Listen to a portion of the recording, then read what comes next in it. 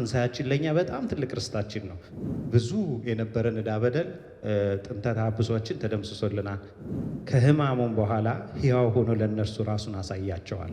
ወዲያው በነጋታ መገባበዝ አይደለም የሆኑት፣ አንድ ላይ ሆኖ በአንድ ልብ በአንድ ሀሳብ በጸሎት ይተጉ ነበር ነው የሚለው የሐዋርያት ሥራ ላይ።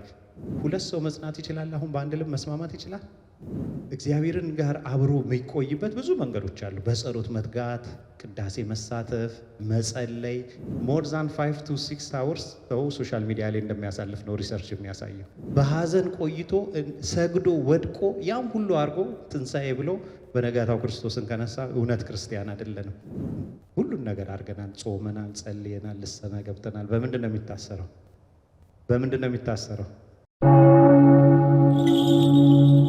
ደብረ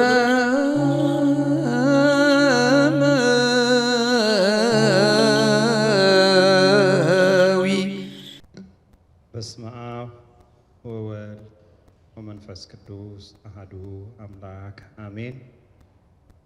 አገልጋያችን ወንድማችን መምህራችን የቅዱስ ያሬድ መምህር መላኩ፣ እንዲሁም ወንድሞቼ ዲያቆናት፣ እዚህ ያላችሁ በክርስቶስ የምትመስሉኝ እህቶችና ወንድሞቼ በክርስቶስ ሰላምታ እንዴት አላችሁ? እንዴት ቆያችሁ? እንደምንስ እስከዚህ ሰዓት ደረሳችሁ? ክርስቶስ ተንሥአ እሙታን አሰሮ ለሰይጣን ሰላም ኮነ። አሜን። በክርስቶስ ሰላም፣ ፍቅር፣ ፍስሐ ይሁንልን። እቺ ሙቀታችን እግዚአብሔር አይለይብን። እንግዲህ ከጌታ ጋር አብረን ወደ 56 ቀን ስንወድቅ ስንነሳ፣ እሱ እንደ ጾመው ስንጾም፣ ቤተክርስቲያን ያዘዘችንን በሙሉ ስናደርግ ቆይተን ሕማማቱን ስንካፈል፣ እሱ ወድቀዋል ብለን ስንወድቅ፣ እሱ ተገርፏል ብለን ስንገረፍ፣ በልባችን ስናዝን እንዳዘንን አንቀርምና የትንሣኤ በኩር የሆነ ክርስቶስ ተነስቶልን የእኛንም ትንሣኤ አውጆ ተነስቶልናልና እንኳን ደስ አላችሁ፣ እንኳን በድጋሚ አደረሳችሁ። ዳግም ደግሞ አልተሆንም። በዳግማዊ ትንሣኤው ደግሞ እንዲሁ ተገልጾ አጽናንቶናልና ዛሬ እግዚአብሔር ቢፈቅድ የምንማማረው ነገር ቢኖር እንዴት በሞቅታ ወይም ከትንሣኤው በኋላ እንዴት መቆየት አለብን፣ በምን ሁኔታ መቆየት አለብን የሚለውን ነገር እንደ ትምህርትም እንደ ውይይትም እናደርጋለንና በእውነት ክርስቶስ ተነስተዋል አይደለ? በአማን ተንሥአ ክርስቶስ ነው የምንለው ሁል ጊዜ። ክርስቶስ በእውነት ተነስተዋል። ከዚህ በላይ ደስ የሚል ነገር አለ ወገኖች? ከዚህ በላይ ምን ደስ የሚል ነገር አለ? ቤተክርስቲያን ሁሉን ነገር በደንብ አድርጋ አስተካክላ የሰጠችን ለዚህ ነው። ቤተክርስቲያን አብይ የሚባሉ ብዙ በዓሎች አሏት። ልደቱን፣ ጽንሰቱን፣ ጥምቀቱን እያልን እየሄድና ከዚህ ሁሉም አንድ ቀን ነው የሚከበረው አይደል? ትንሣኤ ስንት ቀን ነው የምናከብረው? በየቀኑ ክርስቶስ ተንሥአ እሙታን ስንት ቀን ነው የምንለው? 50 ቀን። 50 ቀን የሚከበር በዓል የኛ ብዙ ነገር የተደረገልን በጣም ብዙ ውለታ የተደረገልን ነገር ነውና ክርስቲያን ይሄን መርሳት የለበትም። የነበረው ሙቀት ከተለየው በእውነት ከክርስቶስ ጋር አልነበረም ማለት ነው። ያችን 40 ቀን ያችን ሕማማቱን ከእሱ ጋር አልነበረም። አሁን ልባችንን ስብ የሚያቀልጥበት ወቅት፣ በተለያዩ ነገሮች ሰውነታችን ሙቀትና ደስታ የሚሰባበት ወቅትን ስለሆነ እንደው እንመካከር። ያችን ያለፈችውን ነገር እያስታወስ ከክርስቶስ ጋር በሞቅታ የምንቆይበትን ነገር እንነጋገራለንና ይሄ ትንሣኤው በጣም ብዙ ነገር አድርጎልናል። መጀመሪያው ደረጃ በጣም ደስ የሚል ነገር የተጣላነውን ከእግዚአብሔር ጋር አስታርቆናል አይደል? ትንሣኤው ምን አድርጎልናል? ከእግዚአብሔር ጋር የነበረንበትን የጥብ ግድግዳ አፍርሶልናል በክርስቶስ ስቅለትና ትንሣኤያችን ለኛ በጣም ትልቅ ርስታችን ነው። የቀደመ ርስታችን የነበረችውን ወደ ገነትም ተመልሰናል በትንሣኤው አይደል? ብዙ ውለታ ማስታወስ እንችላለን። የራቀን ብዙ 5500 ዘመን በዛ ስቃይ ስንኖር የነበረውን ተስፋ የሌለውን ሰው ተስፋ ሰጥቶናል እና ይሄ ትንሣኤ ለኛ ልዩ በዓል ነው። ከዛ ሞቅታ መለየት ያንን ውለታ መርሳት ነውና በሞቅታ እንድንኖር እግዚአብሔር ይርዳል። ዕዳ በደላችንንም ተደምስሶልናል። ብዙ የነበረን ዕዳ በደል ጥንተ ተሐድሶአችን ተደምስሶልናል። ትላንት የነበረን ሐዘን በጣም በሚገርማችሁ ቤተክርስቲያናችን እንደ ኦሪት ነው ያሳለፈችው ሕማሙን አይደል? በድሮ ጊዜ በዓመተ ዓለም የምንኖር አይነት ሁነን ነው ከሁሉ ነገር ስርዓት የተሰራልንና አሁን ደግሞ ስንመጣ ባለ 50ውን ይሄ ባለ 50 ቀን የምንቆየው ሰማያዊ መንግስትን ነው የምንኖረው። አይታችኋል? ሁሉ ነገራችን የተለየ ነው የሚሆነው። እዚህ ጋር ቀኖና ይሰጣል። በኃጢአት አንወድቅም ማለት ነው። እንወድቃለን። ነገር ግን አሁን ክርስቶስ ተነስቶልን ዕዳ በደላችንን ደምስሷልና ይሄ 50ው ቀን በዓለ 50 ተብሎ ወይንም ወርኃዊ ትንሣኤ ተብሎ ይከበራልና መቃብር ባዶ የሆነበት ነው። ሞት የተገሰጸበት የተሸነፈበት ነውና ለእኛ ትልቅ በዓል ነው። በሲኦል ለራሱ ተበዝብዟል፣ ባዶውን ቀርቷል፣ ገዢዋ እስኪበሳጭ ድረስ ማለት ነውና ይሄን 50 ቀን እንደ አንድ ቀን አድርገን የምናከብረው ለዚህ ነው። ሁል ቀን ይሄ 50 ቀን ከትንሣኤው ጀምሮ እስከ በዓለ 50 ወይም በዓለ ጰራቅሊጦስ ጊዜ አንድ ነን ነው፣ አንድ እንደ አንድ ባህላ ነው። ከዚህ በተጨማሪ እንዴት ሆነን እንቆይ የሚለውን እንወያይ። እንዴት ሆነን እንቆይ የሚለውን እንወያያለን። እንደዚህ በሐዋርያት ሥራ ላይ ቅዱስ ሉቃስ እንደጻፈው መጀመሪያው መግቢያ ላይ ምዕራፍ 1 ቁጥር 3 ላይ አንድ ኃይለ ቃል አለ። ደግሞ ይላል 40 ቀን እየታያቸው ስለ እግዚአብሔር መንግሥት ነገር እየነገራቸው በብዙ ማስረጃ ከሕማሙም በኋላ ሕያው ሆኖ ለእነርሱ ራሱን አሳያቸዋል። ስንት ቀን አብሯቸው ቆየ? 40 ቀን። ብቻቸውን የቆዩት 10 ቀን ነው። ማጽናኛውን ክርስቶስ መንፈስ ቅዱስን እስክልክላችሁ ድረስ ጸንታችሁ ቆያሉ። ይሄን 40 ቀን ምንድን ነው አልተዋቸውም። ለምን?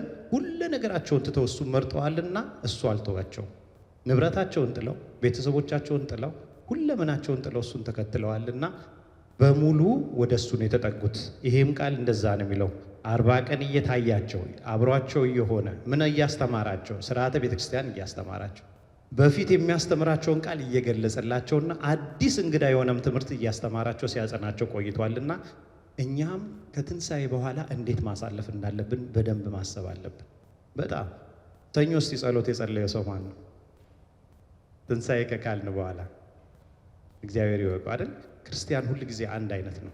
በጣም በሚገርማችሁ ሁኔታ ትንሣኤ ብለን አክብረን በሚቀጥለው ሳምንት በአሁኑ ባሳለፍነው እሁድ ቤተክርስቲያናችን ንዜኑ ሞትከ እያለች ነው አይደል እንዴ ቁርባኑን ያቀረበችልን። ምን እያለች ነው? አሁንም ሞቱን እያሰብን ነው የምንኖረው። ሁል ጊዜ ትንሣኤ ቢሆንም ንዜኑ ሞትከ እግዚኦ እያለ ሁል ጊዜ እናስባለን።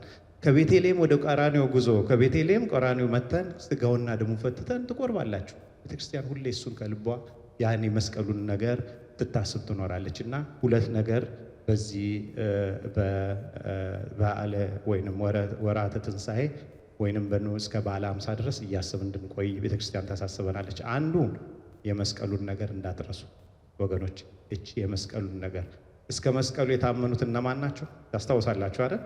ብዙ ሽልማት ተሸልሟል። የተለየ እስከ ትንሣኤውን እስከ ማብሰር ድረስ በመስቀሉ ጸንቶ ይቆዩዋሉ። በዚህ ጊዜ ምንም ትንሣኤያችን ቢሆን፣ ምንም ደስታችን ቢሆን፣ ምንም ከእግዚአብሔር ጋር ብንታረቅም፣ ምንም ወደ ርስታችን ወደ ገነት ብንመለስም፣ ምንም እንደ በደላችን ተደምስሶ ነፃ ብንወጣ፣ መቃብር ባዶ ቢሆንም፣ የሁሉም ነገር ምክንያት የእኛ ትልቅ በዓል ቢሆንም ያችን የመስቀሏን ነገር መርሳት የለብንም። ኪዳኑንም ስናደርስ፣ ጸሎትም ስንጸልይ፣ ቅዳሴው ላይ መተን ስንሳተፍ የተፈቀደለት ሰው 40 ቀኑን 56 ቀኑን እየጾመ በሕማማት ቀኑ ትንሣኤ ላይ አብሮ ተነስቷል። ትንሣኤያችን የኛ ምንድናችን ነው? ትንሣኤያችን ምናችን ነው? ንስሐችን ነው። በንስሐ ተነስተን ስጋው ደሙን ያልተቀበለ ሰው ከክርስቶስ ዓርብ መከራውን አብረን አሳልፈን በትንሣኤው አብረን ካልተመሳሰል ነው በሞቱ አንድ ስንሆን ትንሣኤው ጋር አንድ እንሆናለን። ያ ትንሣኤ ንስሐ ነው ለእኛ የሚሰበክ ከሞት መነሳት ማለት አይደለም እንዴ? በትንሣኤው የተደረገልን ነገር ምንድን ነው ብለን ታርቀናል፣ ከሞት ተነስተናል፣ መቃብር ባዶ ሆነናል ካል እኛም የነበረንን የበደል ሕይወት ትተን በንስሐ መታጠብ አለብን ማለት ነው። በዛ ልክ መለካት አለብን። ስለዚህ አንደኛውና ዋነኛው ነገር በመስቀሉ ስር ታምኖ መኖር። ሁል ጊዜ እንደ ቅዱስ ዮሐንስ፣ እንደ መቅደላዊት ማርያም፣ እንደ ሌሎቹም እናታችን እመቤታችን ስር እስከ መስቀሉ መከራውን እያዩ 70 ዓመት እስካለቀሰው እንደ ቅዱስ ዮሐንስ በረከቱ ይደርብና እያሰቡ መኖር ነው። ሐዋርያት ለየት የሚያደርጋቸው እንደኛ ወጥተው ትንሣኤ ከብለው ወዲያው በነጋታ መገባበዝ አይደለም የሆኑት። አንድ ላይ ሆነው በአንድ ልብ በአንድ ሀሳብ በጸሎት ይተጉ ነበር ነው የሚለው የሐዋርያት ሥራ ላይ እናነበዋለን በደንብ። አሁን እንዴት ማሳለፍ አለብን? ሞቅታችን ሳይለቀን በጸሎት እየተጋን በማህበር አንድ ላይ ይሆን። ደስ ብሎኛል። ዛሬ ሰው አልገመትኩም። ሰሞኑን ኪዳን ቤታችን ባዶ ነበር አይደል? በጣም ክርስቲያን እንደዛ አይደለም። በክርስቶስን ስም ማህተም የያዝ ነው። ለዚህ አይደለም። በቃ ጥሩ ነው። ጾም እንፈታለን፣ እንዝናናለን። ተመልሰን ደግሞ ወደ መስቀሉ ስር መመለስ አለብን አይደለን? ወደ መስቀሉ። ሌላው ደግሞ ተግቶ መቆየት፣ አንድ ዕለት በአንድ ልብ ሆኖ ተግቶ መቆየት ነው። እንደ ሐዋርያት ተግተው በመስቀሉ ስር የታመኑትም ደቀ መዛሙርቱም ቅዱሳት አንስቱም እናታችን ማርያምም ያው እመቤታችን ነች፣ እናቱ ነች። ሌሎቹ ግን በታመኑበት መጠን እግዚአብሔር አክብሯቸዋል። ቅዱስ ዮሐንስን አክብሮታል። መቅደላዊት ማርያም ለትንሣኤው ታጭታለች። ሌሎቹም እንደዚሁ።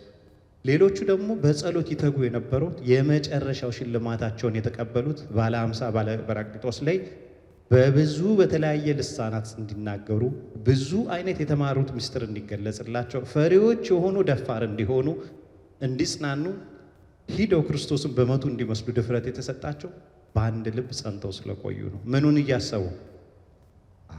ሞቱን እያሰቡ መስቀሉን እያሰቡ ተሰብስበው በአንድ ልብ። ሁለት ሰው መጽናት ይችላል? አሁን በአንድ ልብ መስማማት ይችላል? ይችላል ወይ? በዚህ ዘመን ባልና ሚስት ይስማማል? እናትና ልጅ፣ አባትና ልጅ፣ ወንድምና እህት፣ የሥራ ጓደኛ፣ ሌላው ይቀር ክርስቶስ የሚለውን ስም የተሸከም ክርስቲያኖች እንኳን በአንድ ልብ መሆን አልቻልንም። የሚገርም ነው። ስንት ቤተሰብ ነው ያለው ክርስቶስ? አደራ ብሏቸው ሄዶ 120 ቤተሰብ ነው ያለው። 12 ሐዋርያት፣ 36 ቅዱሳት አንስት፣ 72 አርድእት። ይህ ሁሉ በአንድ ልብ። በአንድ ልብ ማለት እንደሆነ ግን ዓላማቸው አንድና አንድ ነው። ሰው ሐሳቡ አንድ ይሆናል። ሐሳባቸው ክርስቶስ ነበረ። ዓላማቸው መንግስቱን መጠባበቅ፣ መንፈስ ቅዱስን መጠበቅ ነበረ። ንግግራቸው አንድ ነበረ። አብረው አጋፔ አብረው ምግብ አብረው ማዕድ ይቆርሱ ነበር። የሐዋርያት ሥራ ላይ ምግባቸውን አብረው ይቆርሱ ነበረ። መሆን እንችላለን ወይ? እኛ አሁን በዚህ ጊዜ እንደዛ መቆየት እንችላለን? ምንም መስገድ፣ ምንም መጾም፣ ምንም ሌላው ነገር ቢከለከልም እንዴት ከእግዚአብሔር ጋር ያቺ ሙቀት ሳትለየን ከልባችን ጋር ብዙ ሰው አይቻለሁ። በጣም ገርሞኛል። ብዙ ሰው በሐዘን ነው ሕማሙን ያሳለፈው። በጣም ብዙ ሰው አይቻለሁ። እያለቀሰ ነው ሲሰግድ የነበረው። ያ ሙቀት የት ሄደ? አሁን ምን በላቸው ጥሉላሎች ከዛ ሙቀት ሊለየን ከክርስቶስ ፍቅር የሚለየን ነገር አለ? ያ ሙቀት የት ተለየን? እና እንደ ክርስቲያን ሁል ጊዜ ማሰብ ያለብን መስቀሉ ስር ቆመን ነው እንዴት እናሳልፍ የሚል እግዚአብሔርን ጋር አብሮ የሚቆይበት ብዙ መንገዶች አሉ። በጸሎት መትጋት፣ ቅዳሴ መሳተፍ፣ መጸለይ፣ ምጽዋት። ክርስቶስ እኮ በብዙ መንገድ ታይቷቸዋል አይደለ? እስከ ምጽአቱ ድረስ በተለያየ መንገድ በባህር ዳር ተገልጾላቸዋል። መንገድ ላይ የሚሄዱ ሰዎች ጋር ተገናኝተዋል። ደሃ ሀብታም ሳይል ቀርቦ አብሯቸው ሁሉ ምግብ በልቷል አይደል? እኛም በዛ ልክ ድሃን ማሰብ። ምጽዋት አልተከለከለም። ምጽዋት ተከልክሏል እንዴ? አልተከለከለም። ጾም ተከልክሏል አይደል? ከዚህ ድረስ ጾም ስለተከለከለ ምንድነው የምናደርገው? አብዝተን መጸለይ ያለብን ማለት ነው። አብዝተን መጸለይ።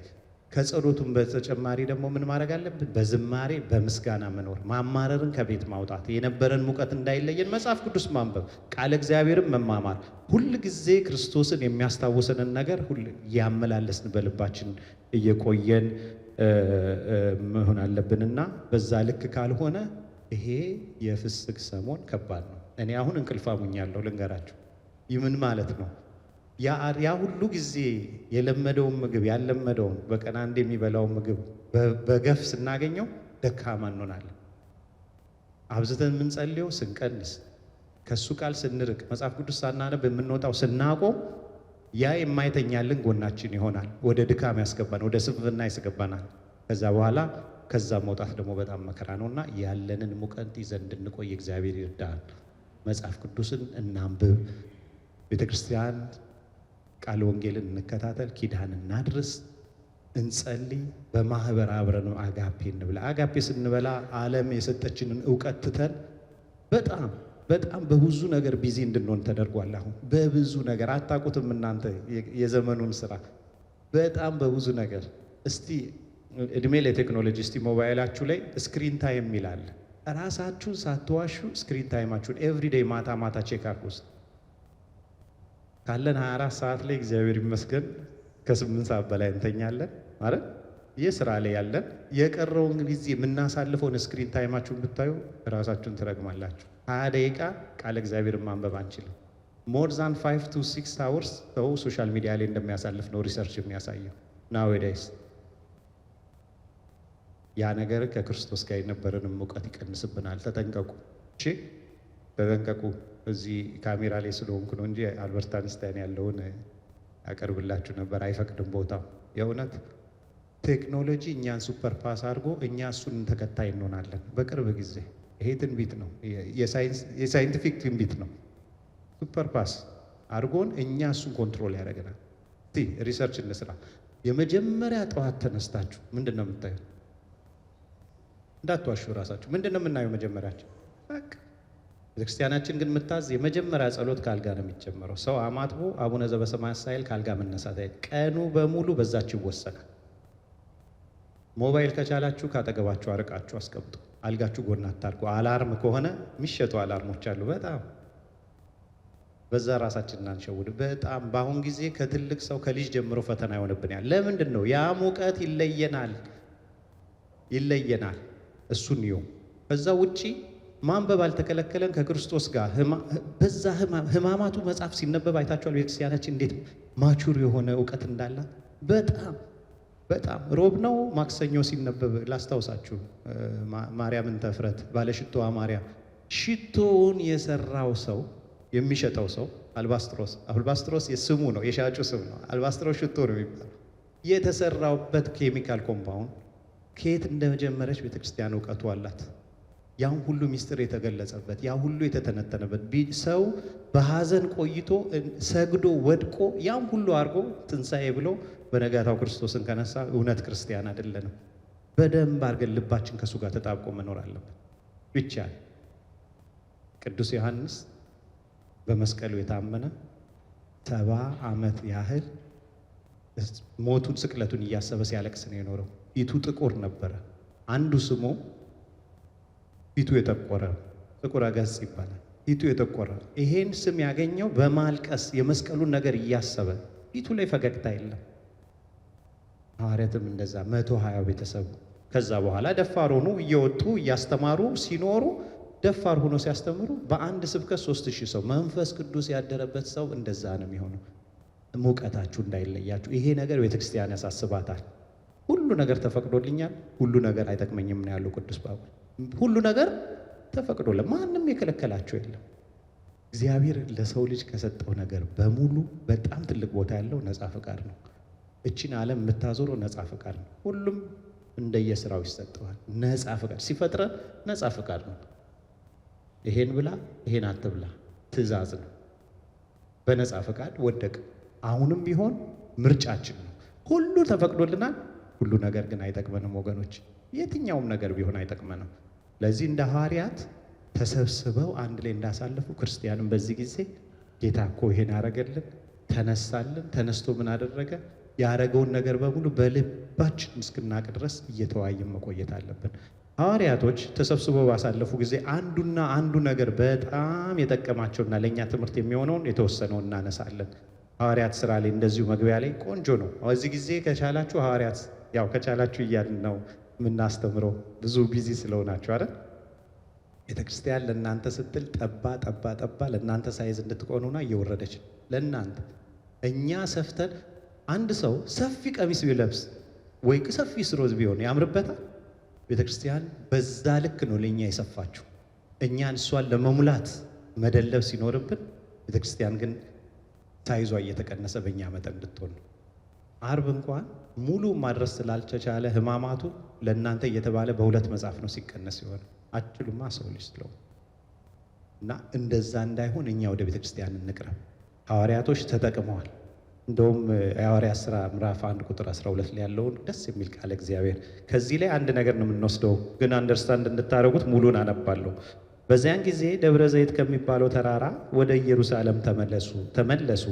እርሱም ከኢየሩሳሌም የሰንበት መንገድ ያህል የራቀ ነው ይላል ቃሉ። በገቡም ጊዜ ወደሚኖሩበት ሰገነት ወጡ። ጴጥሮስ፣ ዮሐንስ፣ ያዕቆብም፣ እንድርያስም፣ ፊልጶስም፣ ቶማስም በሙሉ 12 ሐዋርያት፣ ሴቶች ቅድሳት አንስትና እንዲሁም እናቱ የኢየሱስ እናት ከማርያም ወንዶቹ ጋር በአንድ ልብ ሆነው ለጸሎት ይተጉ ነበር። ስንት ሰው? 120 ሰው በአንድ ልብ እንዴት ነው መሆን የሚችለው? እስቲ ንገሩ። ከእግዚአብሔር ካልሆነ በስተቀር ለምን አንድ እንደሆኑ ታውቃላችሁ? አንድና አንድ ነገር። ማነው ዓላማቸው? ክርስቶስን ዓላማ ያደረገው አንድ ዓላማ። እኛ ግን ስሙን ተሸክመን ክርስቲያን ተብለን 5 ሰው ቢኖር 6 ዓላማ ነው ያለው። ትርፍ አንድ አለ። ደብል የሚይዝ ባህሪ ሰው አለ። እንገራችሁ ግብፅ ለጉዞ ሂጄ ግብጾች እንደዚህ መስቀል እዚህ ላይ እንደ ታቱ ያው ታቱ ፈቅደሃል እንዳትሉኝ ነው። ግብጾች አንገታቸው ላይ ሲደረግ መከራ ስለሚደርስባቸው መስቀል ብዙ ጊዜ ሰውነታቸው ላይ ነው የሚነቀሱትና እሱን አርጌ ሾፒንግ ወጣሁ። ግብጽ ለስራ ሄጄ ነው። አንዱ ከሩቅ አይቶኝ እዚች ጋር ያለችው ሄዶ ይዞ ያው እነሱን ስለማልመስል ጠየቀኝ፣ ክርስቲያን ነህ? አዎ ክርስቲያን ነኝ። የት? ኢትዮጵያ ኦርቶዶክስ። ቀኑን ሙሉ በሱ ኪስ ግብዣ ነው ያልኩት። አያችሁ፣ በሱ ግብዣ የቀረኝ ገዳም የለም። ያለ አንድ ወጪ ወስዶ ነው ያስጋባ። ይህ ነው እንደዚህ ማለት። እኛም ስንገናኝ መረዳዳት። ኢትዮጵያ ውስጥ ሰው እንደሚረዳዳ ታውቃላችሁ? ሱቅ ለሱቅ ሲገዛዛ እንኳን ሰው ተረዳድቶ ነው። አንዱ አንዱን እያደራጀ ሁሉም ያላቸው አንድ አይነት ሱቅ። እኛ ብቻ ነን በጥላቻና በእንትን ያለን። ባህሪም ደረጃ ይቅር በሉኝና ሐሺሽ መሸጫ የክርስቲያን ቤት ነው። መጠጥ መሸጫ የክርስቲያን ቤት ነው። ጫት መሸጫ የክርስቲያን ቤት ነው። በደል መበደያ በሙሉ የክርስቲያን ቤት ነው። ይሄ በጣም ለቤተ ክርስቲያን ትልቅ ውድቀት ነው። በየ24 ሰዓት ምስጋና ያለባት ቃለ እግዚአብሔርን አጠርጥራ አመስጥራ የምታስተምር ቤተ ክርስቲያን ውስጥ በእኛ ስም እንደዛ ክርስቶስ መነሳቱ በጣም ያሳዝናል። ቅድስት ቤተ ክርስቲያናችንና እንደ ክርስቶስ እኛ ራሳችንን እንደ ሐዋርያት በአንድ ልብ ተክተን በአንድ ልብ ሆነን ልንተጋ ይገባናል። ስለዚህ አንድ ሐዋርያት አንድ ላይ መሆናቸው የጠቀማቸው ምንድን ነው? በአንድ ልብ ሆነው በጸሎት ይተጉ ነበረ። ምንን በመጠበቅ? አጽናኙን እስኪልክላቸው። እስከዛም ድረስ ከክርስቶስ ስር ቁጭ ብለው ቃሉን ሲማሩ ነበር የቆዩት። አንድ ልብ ነው። ዓላማቸው ማን? ክርስቶስ ብቻ፣ ሌላ ማንም የለም። ሰማያዊ መንግስት ብቻ። እሱን ወደ ላይ አድርገው አስቀድመው ይኖሩ ነበር። እንደዚሁ ደግሞ ወደኋላ ምዕራፍ 1 ቁጥር 12 ላይ እንደዚሁ አለ። ባለ 50 የተባለው ምዕራፍ 2 ቁጥር 1 እስከ 4 ላይ ባለ 50 የተባለው ቀን በደረሰ ጊዜ ሁሉም በአንድ ልቡ ነው አብረው ሳሉ። አያችሁ፣ ይሄን ቃል ነው የፈለግኩት። ሌላ የባለ 50 ዕለት ይታወጃል፣ እንማማራዋለን። በአንድ ልብ ሆነው። እችን ቃል በደንብ አስተውሉ። በዚህ ጊዜ እኛ አንድ ልብ ሆነን መረዳዳት አለብን። ቃል እግዚአብሔርን ተሰብስበን መማማር አለብን። ይህን ያደረገ ሁለት ነገር ያደረገ በዚህ ጊዜ በነበረው ሙቀት በነበረው መውደቅ መነሳት ክርስቶስን በመምሰል ውስጥ በነበረን አካሄድ ከሄድ ሽልማት አለ። በመስቀሉ ስር የጸኑት እነ ቅዱስ ዮሐንስ እነ መቅደላዊት ማርያም እስከ መጨረሻው በመስቀሉ የታመኑት በሙሉ እንዳገኙት እኛም እንድንሸለም፣ ከዛ በተጨማሪ ደግሞ አብረው ጸንተው በአንድ ላይ ተክተው መንፈስ ቅዱስን እንደያቅማቸው ልሳናት፣ እንደያቅማቸው እውቀት፣ እንደያቅማቸው መጽናት፣ ፈሪ የነበሩት እስኪጸኑ፣ እውቀት የሌላቸው እውቀት ሲደረጉ። ምን ብለህ ነው በዚህ ምሳሌ ማስተምረ ሁሉ ነገር ፊት ለፊታቸው እየገለጸላቸው የማይገባቸው ሁሉ ተገልጾላል። የእኛ ያን ሁሉ ለፍተን በዚህ ቤተ ክርስቲያን ወድቀን ተነስተን ያን ነገር እንዳያመልጠን በዛ ሙቀት እንድንቆይ እግዚአብሔር አምላክ ይርዳል። በርቱ። ጊዜው በጣም ቅርብ ነው። ጨልሟል። ምንም እንዘጋጅበት። ይኸውላችሁ ለመጠላላት አይደለም ለመፋቀር ጊዜ የለንም። ፍቅር ልስጥ ብትሉት የምትቀሙበት ጊዜ አለ። ስለዚህ አሁን በተቻላችሁ መጠን እንደ ሐዋርያት፣ እንደ ቅድሳት አንስት፣ እንደ አርድእት ተሰብስቦ በሙሉ በአንድ ላይ ሆኖ በአንድ ልብ እንደነጠኑ እኛም ሁላችን መሆን ባንችልም በሰፈራችን እግዚአብሔር ይመስገን በማህበራት ተደረጃጅተናል። አረ ማህበራት በአንድ ልብ ነው ያላችሁ። የተለያየ ጽዋ ማህበር አለኛ አይደል? አንድ ልብ ነን ወይ? በጣም ይቅር፣ በጣም ክሎዝ የሆኑ ሰዎች አንድ ልብ ነው ነው። ለዚህ በባለ 50 ጊዜ እንደተሸለሙት ክርስቶስ ቃል እንደገባላቸው መንፈስ ቅዱስን እንደተላከላቸው መንፈስ ቅዱስን ለመቀበል የሚተጋ ሰው በአንድ ልብ፣ በአንድ ሀሳብ፣ በአንድ ፍቅር ሆኖ አንድ ብሮ መኖር አለበት። ስለዚህ ይሄ ጊዜ የመጽሐፍ ቅዱስ ማንበቢያ ጊዜ ነው፣ የመጸለያ ጊዜ ነው። ኪዳን ጠዋት ላይ ያገኘናቸው የሰሞኑን ትንሽ ሰዎች ናቸው፣ ይበዛል ብለን እንጠብቃለን። እንደው አንዳንዶቹ የዋሆቹ ቀኖና ሊወስዱ ይመጣሉ። ቀኖና ቢከለከልም ጸሎት አልተከለከለም። ቀኖና ቢከለከልም ምስጋና አልተከለከለም። አሁንም ትንሣኤ ከያልን ማመስገን እንችላለን። ብዙ የትንሣኤ መዝሙሮች አሉ። መጽሐፉን ላይ ማንበብ፣ ከትንሣኤ በኋላ ያለውን ለእኛ የተደረገውን ነገር ማሰብ፣ መቃብር ባዶ ሆነ ብለን መቃብር መርገም፣ ሲኦል ተበዘበዘ ብለን ዲያብሎስን መገዳደር። የእውነት በቃ ተበዝብዟል፣ አቅም የለህም እኔ ላይ በክርስቶስ ነው የምኖር። እሱ ብቻ አይደለም፣ ከዲያብሎስ ጋር ለመገዳደር የእግዚአብሔርን የጦር ስንቅ ዕቃ መያዝ አለብን። አይደለ? ሁሉን ነገር አድርገናል፣ ጾመናል፣ ጸልየናል፣ ልሰና ገብተናል። በምንድን ነው የሚታሰረው? በምንድን ነው የሚታሰረው? በቅዱስ ሥጋውና ክቡር ደሙ ነው። ያም ሁሉ መከራ አሳልፎ ክርስቶስ ኑ እያለ እየተዘመረ ራቱን ጋብዞን ወጥቶ የፋሲካ ራት ተጋብዘን የፋሲካ ራት ታርዶ ቀርቦልን ተሰውቶ ቀርቦልን እዚህ ጋር ሰው ማይቆርብ ከሆነ ኪሳራ ነው። ይሄ ያው ሁሉ ወድቀን ተነስተን በዛ ካላሰር ነው። ሸክሜ ቀላል ነው ብሏልና እንቅረብ። ይቺ ሙቀታችን አይለየን። መቁረብ አልተከለከለም፣ ቀኖናን የተከለከለው። በዚህ ሙቀት ሂደን ይሄን ጊዜ እየቆረብን ምን እያልን መንፈስ ቅዱስ እንድንቀበል ቅዱስ እግዚአብሔር ይርዳን። በርቱ፣ አትሰልቹ፣ በዛው ያላችሁበት ሙቀት ቀጥሉ። ብዙ ስብና ምናምን አታብዙ። ቤተክርስቲያን አትፈቅድም። በመጠን ኑሩ ነው የምትለው። የተከለከልነው ነገር የለም። በመጠን ግን መኖር አለብን። በመጠን ካልኖር ያቺ ሙቀታችን ትለየናለች አይደል እንዴ? በልቶ መጥፋት አለ። ያ ግን የክርስቲያን ባህሪ አይደለም። በመጠን ሁሉን ነገር ደስ ከሚላችሁ ጋር ደስ ይበላችሁ ተብለናል። ደስታችን በመጠን አይደል? ከሚሰደዱ ጋር እንሰደዳለን፣ ከምን ከሚሉ ጋር ግን ደስታና ሲመጣ ለሰውነታችን የሚጎዳ ነገር ከሆነ በመጠን ሁሉን ነገር በመጠን እናርግ። ሙቀታችን እንዳይለየን እግዚአብሔር ይርዳን። በአንድ ላይ ይተጉ ነበር የሚለውን አስታውሱ። የመስቀሉን ስራ አስታውሱ። በጸሎት በአንድ ላይ ይተጉ ነበረ። አንድ ላይ በአንድ ልብ በአንድ ሀሳብ በአንድ ንግግር ዓላማቸውን ክርስቶስን አድርገው ወደ ላይ ቀና እያሉ ሁል ጊዜ በቅዳሴ ላይ በሰማይ ያሉ ልብክሙ ይላል ዲያቆኑ። ምን ይሆነ? ልባችሁ በሰማይ ይኑር። መች ነው የተባለው? በበዓለ ሃምሳ ብቻ ነው? ከትንሣኤ ብቻ በኋላ ነው አይደለም። ሙሉ ዓመቱን በሙሉ ቅዳሴ ላይ ልባችሁ በሰማይ ይኑር አይደለም። በበዓለ ሃምሳ ከበዓለ ሃምሳ በኋላ የእኛ ልብ ቤት ነው መኖር ያለበት? በሰማይ ነው። ሁል ጊዜ በሰማይ ነው። ያቺ ተስፋን እስክንቀናጃት ድረስ በሰማይ ያለው ልብክሙ ነው። ይውላችሁ ብንወድቅም ከእግዚአብሔር ጋር ከክርስቶስ ጋር ሆነን ብንወድቅ፣ ብንቸገርም ብቻ መሆንና ከክርስቶስ ጋር ሆኖ መቸገር አንድ አይደለም። ብንታመምም ከክርስቶስ ሆኖ መታመምና ብቻ መታመም አንድ አይደለም። እሱ ጋር ሆኖ ስትታመሙ የምትቀበሉበትን ጸጋ ይሰጣቸዋል። ህመምን ደግሞ በጸጋ የሚቀበል ሰው እንደ ጽድቅ ነው የሚቆጠርለት። ብቻውን የሆነ ግን እንዳማረረ ነው የሚኖረው። በኑሮ እናማራለን፣ በትዳር እናማራለን፣ በህመም እናማራለን፣ በልጅ እናማራለን፣ በስራ እናማራለን። ከክርስቶስ የሆነ ጋር ግን ሁሉም በደስታ ነው የሚቀበለው። ቅዱስ ጳውሎስ መከራን ተቀብሏል፣ በደስታ ነው የተቀበለው። እየዘመረ እስር ቤት የሚዘምር ሰው ሰምታችሁ ታውቃላችሁ? ያንን ቅዱስ ጴጥሮስ ሐዋርያት ግን አድርገውታል። ሰው ለመስዋዕትነት እየሄደ እየዘመረ የሚሄድ ሰው እኔ ልቅደም እኔ ልቅደም። ዘመነ ሰማዕታት ላይ የነበሩ አባቶች እኔ ልቅደም እኔ ልቅደም እያሉ ነው ለሰማዕትነት ለመቀበል የሄዱት። ያም የሆነው ግን በልባችን ክርስቶስ ሲሆን መገለጥ ሲኖር ነው። ልባችን ብርሃን ሲበራልን ነው። ያ እንዲሆን ሁል ጊዜ ከቃሉ ጋር አብረን ኑር፣ እናንብብ፣ እንጸልይ፣ እንማር። ቤተክርስቲያን የምታዘነን ቀኖናትን በሙሉ እንፈጽም። ወስብሐት ለእግዚአብሔር። ስለነበረን ጊዜ እግዚአብሔር አምላክ የተመሰገነ ይሁን። አሜን። ደብረ